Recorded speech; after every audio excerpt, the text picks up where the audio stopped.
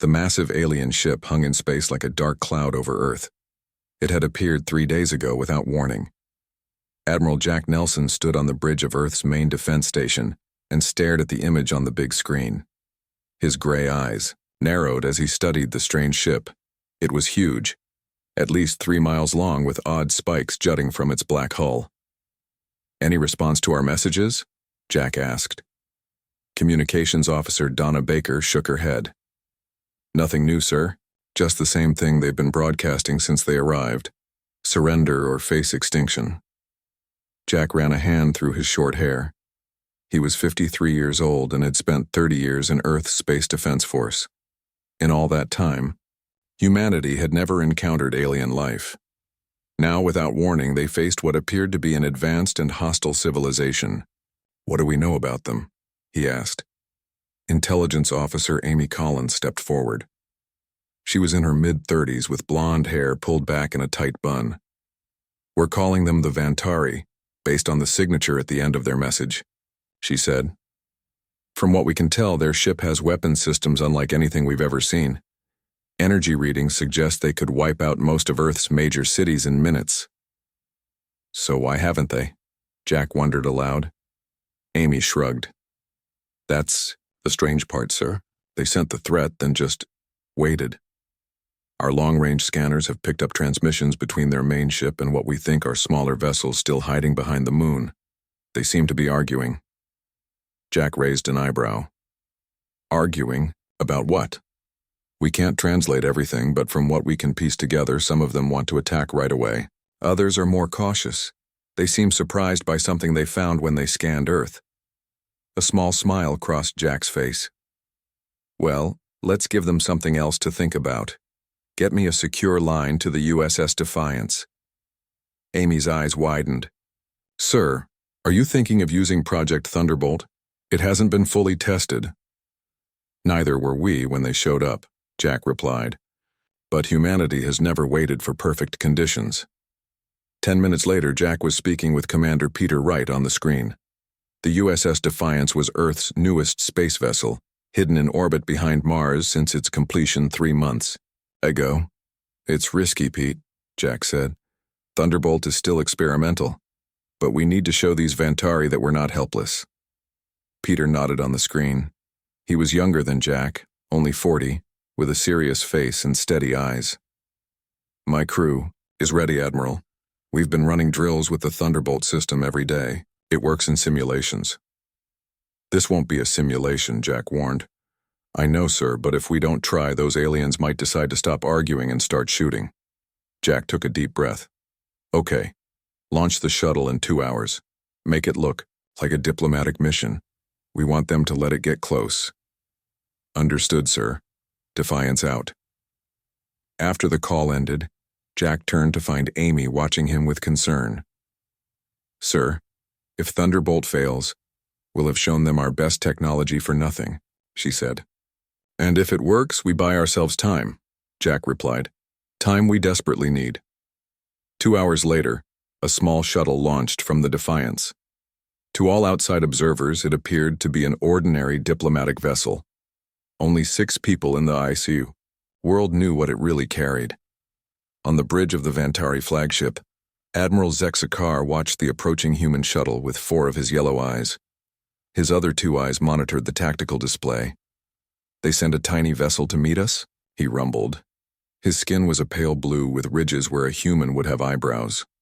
"Are they mocking the might of the Vantari Empire?" His second-in-command, Sub-Commander Veltor, studied the readings.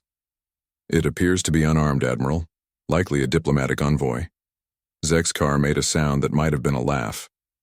"After we demanded their surrender, the humans are either very brave or very foolish. Perhaps we should hear what they have to say," Veltor suggested. "The Council is still divided on how to proceed. Some members are concerned about the unusual readings we detected." Zexakar waved a 6-fingered hand dismissively. "The humans are primitive. Yes, they have achieved space travel, but barely. Their technology is at least 200 cycles behind. Ours, they cannot possibly—" An alarm blared, cutting off his words. The shuttle, now only 1,000 miles from the Vantari ship, had suddenly accelerated. but instead of ramming the alien vessel, it began to orbit it at incredible speed. "What is happening?" Zexkar demanded. "Unknown energy signature detected," a sensor officer called out. "The human vessel is emitting some kind of field." On the main screen, the shuttle became a blur as it circled the much larger Vantari ship. A strange blue glow surrounded it, growing brighter with each pass. "Weapon status," Zexkar shouted. "Trying to lock on, Admiral, but our targeting systems are not responding." The lights on the bridge flickered. Gravity wavered, causing several officers to float momentarily from their seats before crashing back down. "Impossible," Zexkar hissed. "Their technology is primitive. They shouldn't be capable of this." On the shuttle, pilot Lisa Green fought to maintain control as the experimental drive pushed the small craft to its limits. "Approaching maximum sustainable velocity," she reported. "Gravity distortion field at 80% power." Her co-pilot, John Harris, monitored the alien ship's systems. "It's working. Their weapons are offline. Their artificial gravity is fluctuating." "How much longer?" Lisa asked through gritted teeth. The shuttle was shaking violently around them. "Another 30 seconds should disable their main power grid," John said. "If we survive that long." The shuttle's hull creaked ominously as they made another pass. Warning lights flashed across the control panel. "Hull integrity failing," Lisa reported. "We need to abort now or we'll break apart." John nodded reluctantly. "Mission accomplished. Let's get out of here." Lisa cut power to the experimental drive and fired the emergency thrusters, breaking the shuttle out of its deadly orbit. The small craft shot away from the Vantari ship, its hull glowing red from the strain. "USS Defiance, this is Thunderbolt," John transmitted. "Mission successful. Requesting immediate pickup. We're in bad shape." Back on Earth's defense station, Jack watched as the Vantari flagship drifted, its lights dimming. "Thunderbolt worked," Amy said, amazement in her voice. "Their main power system is down." Jack didn't celebrate. "For now, but they'll have backup systems. This bought us a few hours, maybe a day." "So what's our next move?" Jack's face was grim. "We prepare for invasion. Thunderbolt was never meant to stop them completely. It was meant to make them angry. Make them angry. Why would we want that?" "Because now they'll send ground forces instead of just bombing us from orbit. They'll want revenge, want to make an example of us, and that gives us a fighting chance." He looked back at the screen, where the alien ship was already showing signs of recovery. "But what they don't know is that Thunderbolt wasn't our real defense. It was just the beginning." 3 days after the Thunderbolt mission, the Vantari began their invasion. Just as Admiral Nelson had predicted, they sent ground forces rather than simply destroying Earth from orbit. Hundreds of dropships entered Earth's atmosphere, landing in major cities across the planet. In Washington, D.C., National Guard Captain Laura Daniels crouched behind the broken wall of what used to be the Lincoln Memorial. Dust covered her uniform and face. She peered carefully around the edge of the wall, watching as a group of Vantari soldiers marched down the National Mall. The aliens were tall, nearly 7 feet, with blue skin and 6 eyes arranged in a circle on their faces. They wore black armor that seemed to absorb light, and they carried weapons that fired beams of green energy. "They're coming this way," whispered Private Frank Martinez beside her. He was young, only 22, and his hands shook slightly as he gripped his rifle. "How are we supposed to fight these things? Regular bullets just bounce off their armor." Laura checked her special rifle. It was one of 50 prototypes that had been rushed into production after scientists analyzed the Vantari ship's energy signature. "We fight smart, not hard," she said. "Remember your training." She touched the small radio in her ear. "All units, hold position until my signal." 20 other soldiers were hidden among the ruins, each carrying one of the special rifles. They had spent the last day setting up this ambush, waiting for the aliens to come. The Vantari patrol moved closer, scanning the area with devices that looked like small silver balls floating in front of them. Laura held her breath. The standard military scanners hadn't been able to detect the aliens, but the reverse seemed to be true as well. The Vantari tech didn't seem to register humans unless they were moving or making noise.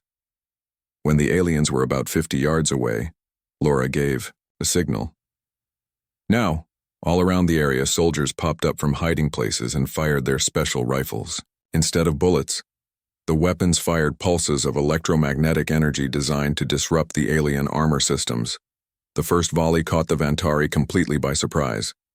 3 aliens fell immediately, their armor suddenly rigid and locked in place.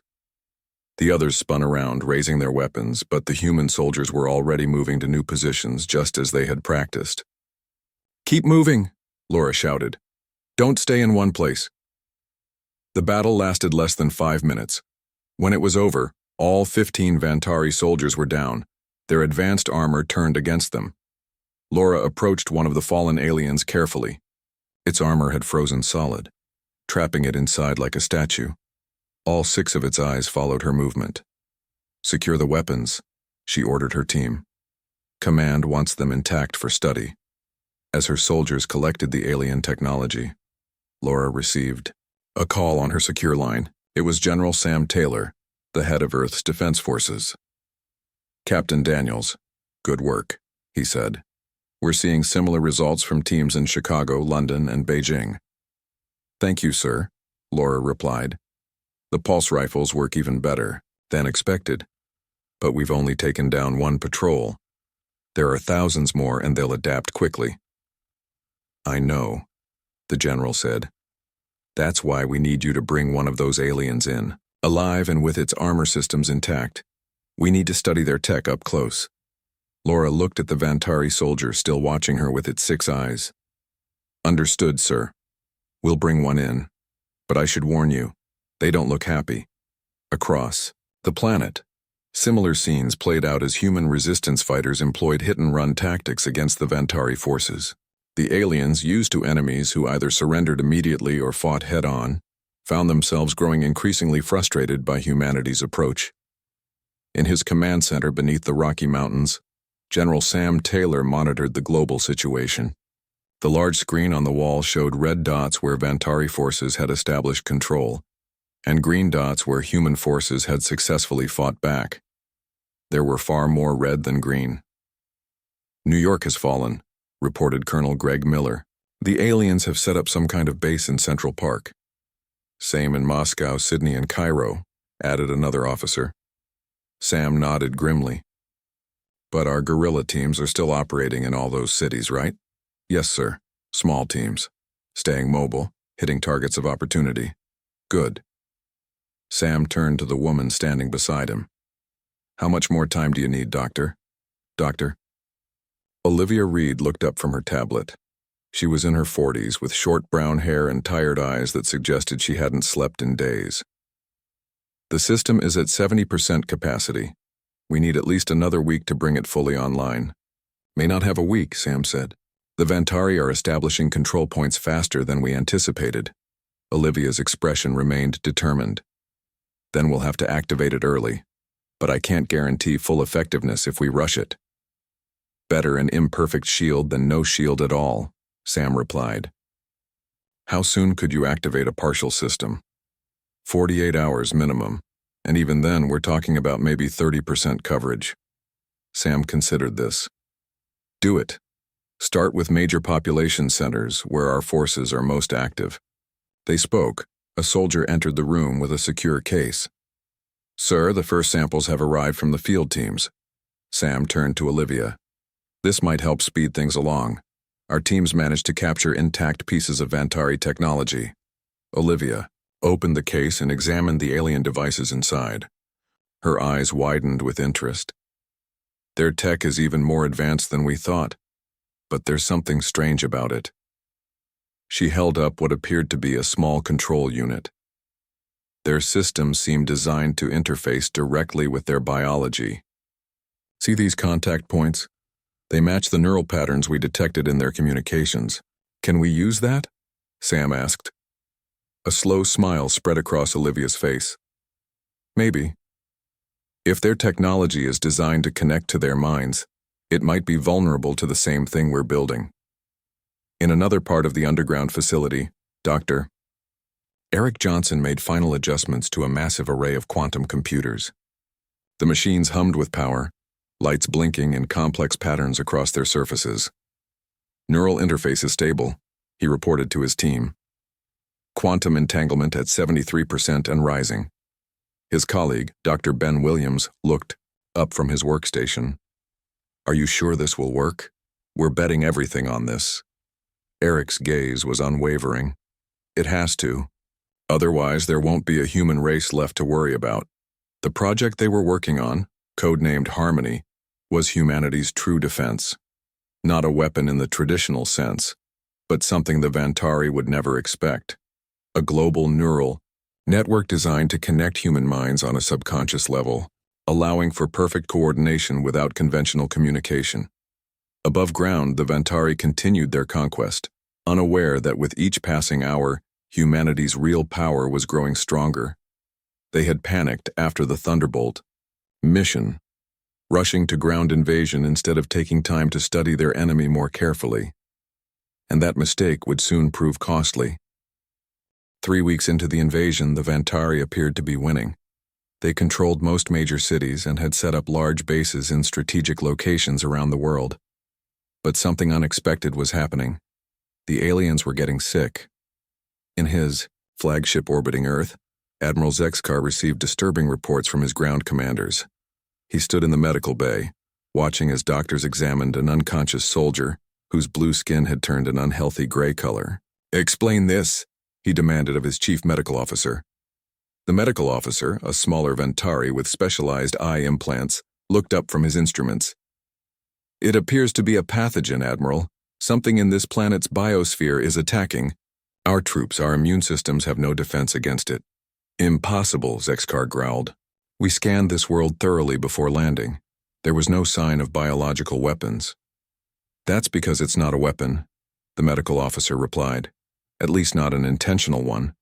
It's their bacteria, their viruses, even their pollen. Our troops are having severe allergic reactions to Earth itself. Nearly 20% of our ground forces are showing symptoms now." Zexkar pounded his 6-fingered hand on a nearby table. "Increase filter systems in all armor. Double the medical staff in each base." "Yes, Admiral. But there's something else." "What? Now?" The medical officer looked nervous. "The humans, they're showing unusual patterns of resistance. They seem to know where our patrols will be before they arrive. They're targeting weak points in our defenses with uncanny accuracy. They have spies? Informants?" "That's just it, sir. We've destroyed their communications networks. They shouldn't be able to coordinate attacks across different cities, let alone different continents. But somehow, they are." Zexkar narrowed his eyes. "Find out how they're doing it. Now." Meanwhile, in the ruins of Chicago, Resistance leader Kevin Jackson led his team through the dark streets. They moved silently, avoiding the floating sensor drones the Vantari used to patrol areas they couldn't cover with troops. "The alien patrol will pass this intersection in 3 minutes," Kevin whispered to his team. "We'll set the trap here." "How can you be so sure of their schedule?" asked Cindy Lopez, one of the newer members of his group. Kevin tapped his temple with one finger. "I just know, same way we all just know things now." It had started 2 days ago. At first, it was just feelings, hunches about where to hide, when to move. But quickly those feelings had become clearer, more specific. Knowledge that seemed to come from nowhere. In reality, it came from Dr. Reed's Harmony network. The system had been activated at partial capacity, connecting thousands of human minds across the globe. When one person learned something about the Vantari, that knowledge spread through the network, available to anyone connected. Kevin's team set their trap, a simple but effective device that would disable the aliens' armor systems long enough for them to capture the patrol's weapons. As they waited in hiding, Kevin felt a strange sensation, like someone whispering in his ear even though no one was speaking. "Change of plans," he said suddenly. "The patrol route has been altered. They'll come from the east, not the north." His team looked at him in surprise, but they'd learned to trust these unexplainable insights. They quickly moved their trap to the new location. 5 minutes later, a Vantari patrol appeared exactly where Kevin had predicted. The ambush was perfect. Within seconds, all 5 aliens were captured, their armor locked up by the humans' pulse weapons. "Good work," Kevin told his team. Load the weapons on the truck and bring one of the aliens. Command wants to study their biology more closely. As they worked, Cindy approached Kevin again. It's getting stronger, isn't it, this feeling, like we're all connected somehow? Kevin nodded. It's not just a feeling, it's real, and it's our edge against them. In New York, Marie Chen experienced the same phenomenon as she led her resistance cell through the subway tunnels beneath Manhattan. The Vantari had established their main base in Central Park, and Marie's team was tasked with placing sensors nearby to monitor their activities. Wait, Marie said, stopping suddenly as her group approached an exit. There's a drone above us. We need to find another way. No one questioned how she knew. They all felt it too, the awareness of danger, the shared knowledge spreading through their minds. Beneath the Rocky Mountains, Dr. Olivia Reed monitored the Harmony Network's progress on a large screen. Thousands of tiny lights represented connected minds, forming patterns that shifted and grew more complex by the hour. It's working better than we expected, she told General Taylor during their morning briefing. The network is adapting, evolving. The more humans connect to it, the stronger it becomes. And the Vantari can't detect it? Sam asked. How could they? They're looking for technology, for radio signals and electronic communications. They're not looking for something that exists in the spaces between thoughts. Sam studied the screen. How many people are connected now? Just over 200,000. Mostly resistance fighters and military personnel with the neural implants. But here's the interesting part. Olivia brought up a new display. People without implants are starting to connect too. Weakly at first, but it's growing stronger. How is that possible? Olivia looked both excited and puzzled. We're not sure. The quantum field is somehow resonating with human brain patterns naturally. It's as if the human mind has always had this capability, and we've just found a way to amplify it. Sam considered this. And the alien biology you've been studying? Any progress there?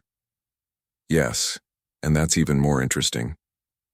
Olivia pulled up scans of a Vantari brain.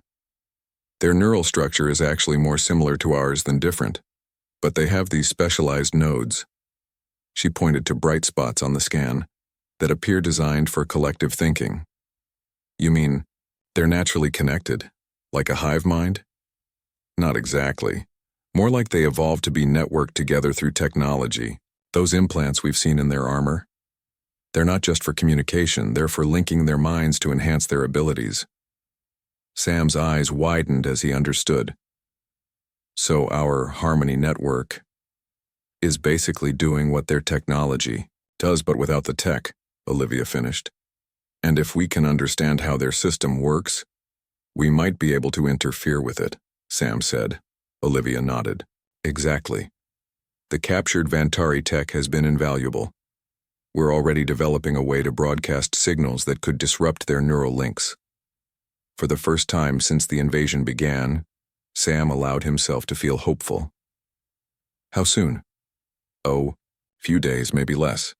Every hour the network grows stronger as more people connect, and every captured piece of alien technology gives us more insight into how to fight them.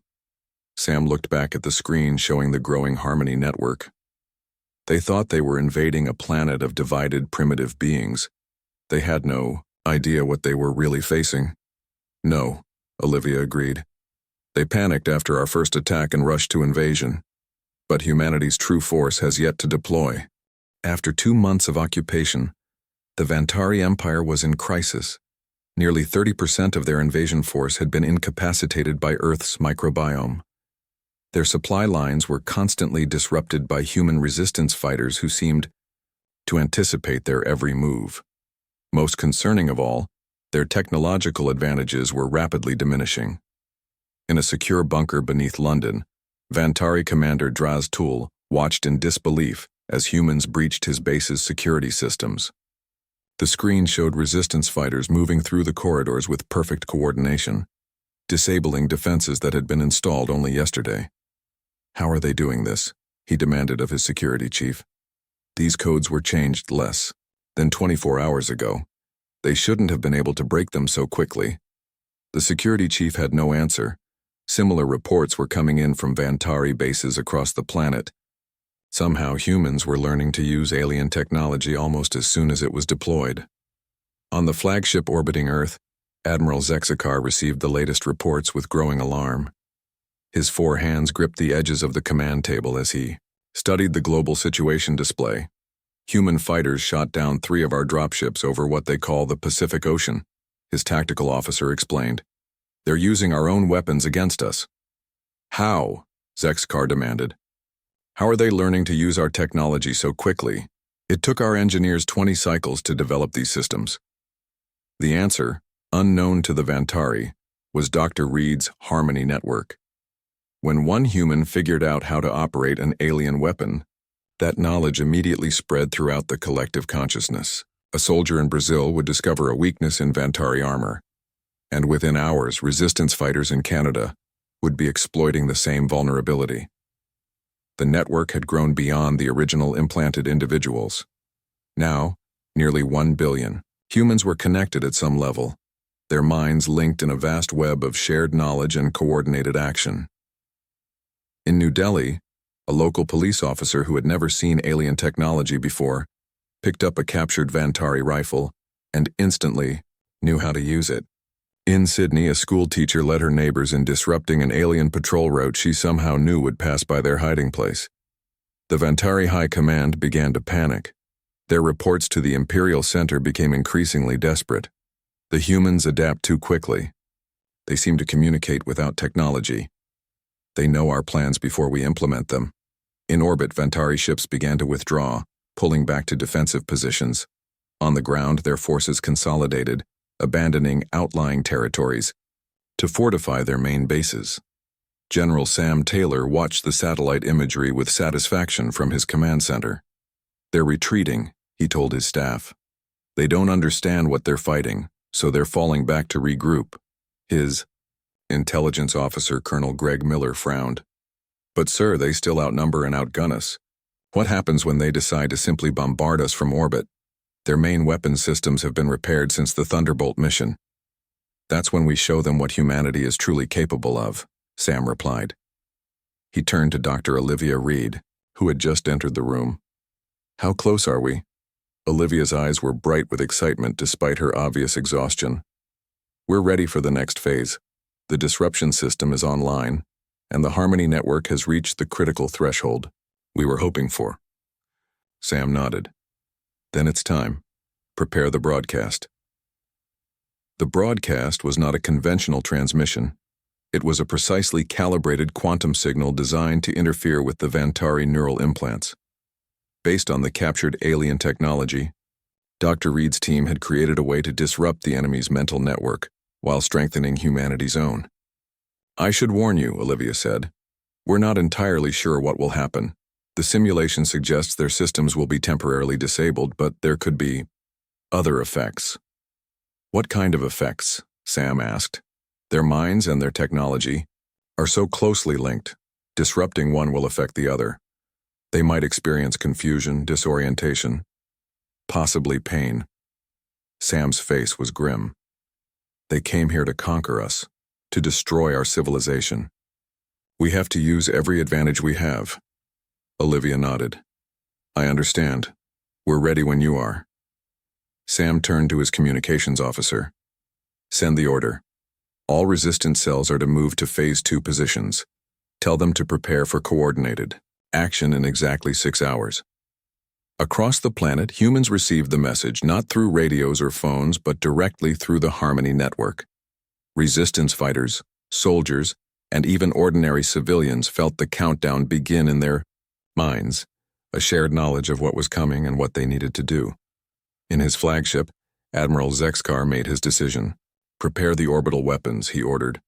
We will destroy their major population centers from space. This resistance must end. But Admiral, his second-in-command, protested. The Council ordered us to capture this world intact.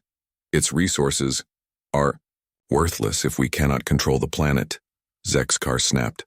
The humans have proven more troublesome than anticipated. We will make an example of them. As the Vantari weapon systems powered up, the humans were ready. At precisely the designated time, Dr. Reed activated the disruption signal. A wave of quantum energy spread across the planet and into orbit, invisible but powerful. When it reached the Vantari ships, the effect was immediate. Alarms blared as systems failed, lights flickered, and most importantly, the neural implants that connected the aliens to their technology began to malfunction. On the flagship, Admiral Zexkar clutched his head in pain as his neural implant sent confused signals to his brain. Around him, the bridge crew suffered the same effect, their 6 eyes blinking rapidly as they struggled to maintain control. "What is happening?" he gasped. The answer came not as words from his officers, but as a strange impression in his mind. This is humanity, not as individuals but as one. Zexkar looked up in shock. Somehow he was receiving human thoughts directly in his mind. The disruption signal had not only interfered with the Vantari neural network, it had temporarily linked it to the human harmony network. For a brief moment, the Admiral experienced what the humans had created. A vast consciousness made up of billions of individual minds, each distinct, yet part of a greater whole. It was unlike anything in Vantari experience. Their own neural links were rigid, hierarchical, controlled from above. This was fluid, democratic, emerging from below. As the effect faded, Zexkar gave a new order. "Stand down all weapons. Recall all ground forces to their ships." His officers stared at him in surprise. "Admiral, we have underestimated these humans," Zexkar said quietly. "We must reassess our approach. This is not a species we can conquer with our usual methods." On Earth, resistance fighters watched in amazement as Vantari troops began to retreat to their landing craft. The sudden withdrawal was happening everywhere, all at once. In the command center, General Taylor received the reports with cautious optimism. "It worked," he told Dr. Reed. "They're pulling back." "It's not over," she warned. "We've surprised them, that's all. They'll be back once they understand." "What happened?" Sam nodded. "But when they do come back, we'll be ready. The Harmony Network grows stronger every day, and now we know it can affect them too." He looked at the global display, where the red dots representing Vantari forces were rapidly diminishing. "They panicked at our first defense and rushed to invasion. Now they're panicking again and retreating, but they still haven't seen humanity's full potential." "No," Olivia agreed. "They haven't, but they will." 6 months after the invasion began, Dr. Reed's Harmony Network had connected over 4 billion human minds. What had started as a simple coordination system had evolved into something far more powerful, a collective intelligence that retained individual creativity while allowing unprecedented cooperation. In his command bunker, General Sam Taylor received the news he'd been waiting for. "Harmony has reached critical mass," Dr. Reed reported. "We're ready for the counteroffensive." Sam nodded, his face serious but hopeful. "Send the signal. It's time to show the Vantari what humans are truly capable of." Through the Harmony Network, the message spread instantly to every connected mind on Earth. The time had come to drive the aliens from their world. The Vantari had not left Earth completely after their retreat. Instead, they had consolidated their forces into a dozen major bases around the planet. From these strongholds, they continued to study the humans, trying to understand what they were facing. Admiral Zexkar had established his ground command in what was once Beijing. He stood in the control center, surrounded by screens showing data from their ongoing research. "The human neural network is unlike anything we've encountered before," reported his chief scientist. "It's not dependent on technology. It uses technology to enhance what appears to be a natural ability." "Natural?" Zexkar questioned. "Are you suggesting these primitives evolved some form of telepathy?" "Not exactly, but their brains seem uniquely adapted to form connections with other minds. Our own neural technology was developed over thousands of cycles of deliberate evolution. They've achieved something similar in a fraction of the time." Before Zexkar could respond, alarms blared throughout the base. "What's happening?" he demanded. "Human forces are approaching from all directions," his tactical officer reported. "Not just here, at every base simultaneously." Across the planet, humans began to move with perfect coordination. resistance cells struck Vantari positions at precisely the same moment. Engineers who had reverse-engineered alien technology deployed new weapons that countered Vantari defenses. In London, Kevin Jackson led his team through the alien base with perfect knowledge of its layout, though none of them had ever been inside before. In Sydney, Marie Chen disabled the Vantari defense grid using codes she somehow knew would work. But the physical attack was only the beginning. Thousands of specially trained individuals implemented the final phase of humanity's defense. Using techniques developed through the collective knowledge of the Harmony Network, they began to actively project their thoughts, creating a psychic interference that the Vantari, with their highly sensitive neural biology, could not withstand. In Tori, Beijing, Admiral Zexkar clutched his head in agony as waves of human thought bombarded his neural pathways. Around him, his officers collapsed to the floor, overwhelmed by the mental assault. "What is this?"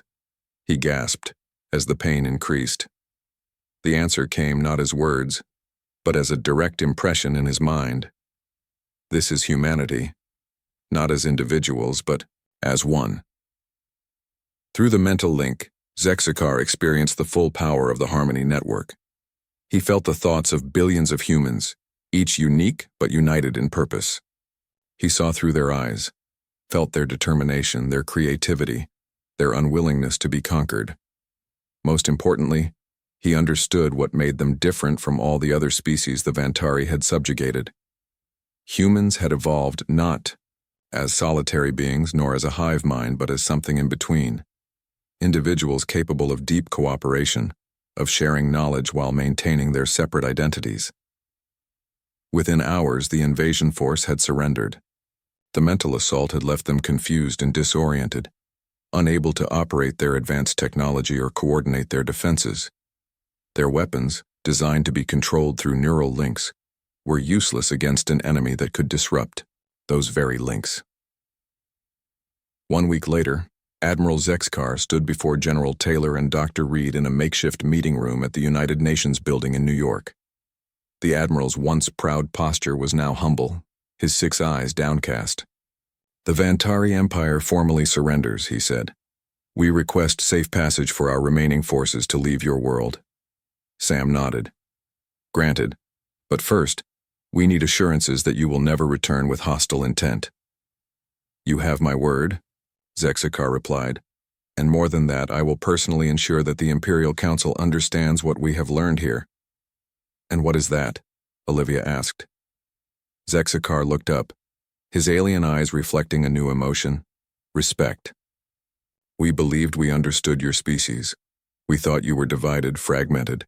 We saw your nations, your borders, your conflicts, and assumed you were weak." "A common mistake," Sam replied. "Yes. We did not understand that your apparent division is actually your strength. Your minds evolved to work together while remaining separate. This gives you an adaptability, a creative force that our more hierarchical consciousness cannot match." Olivia stepped forward. "The Harmony Network wasn't a new technology.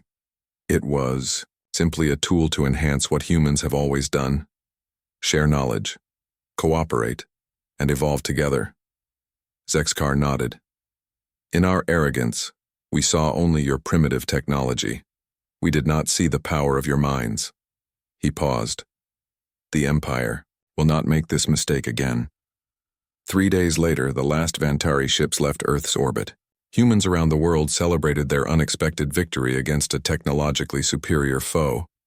In the White House, newly reinstated President Alan Morris met with the heroes of the resistance. "The question now," he said to General Taylor and Dr. Reed, "is what we do with the Harmony Network. It saved humanity, but such power should be used wisely," Olivia finished.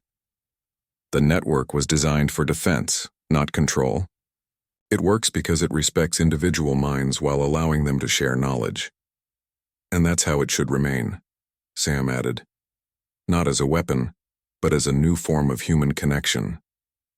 The president considered this. "Will it change us?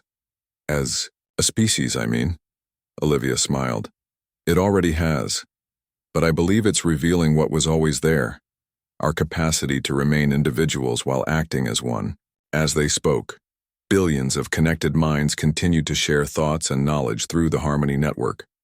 Earth's first contact had been violent, but it had revealed a truth about humanity that even humans themselves had not fully understood. Their greatest strength wasn't in weapons or technology, but in their unique ability to combine individual creativity with collective action. The Vantari Empire had indeed panicked too soon. In their rush to conquer what they saw as a primitive world, they had awakened humanity's true potential, a force that would soon reach out to the stars not as conquerors, but as a united yet diverse consciousness ready to take its place in the galactic community.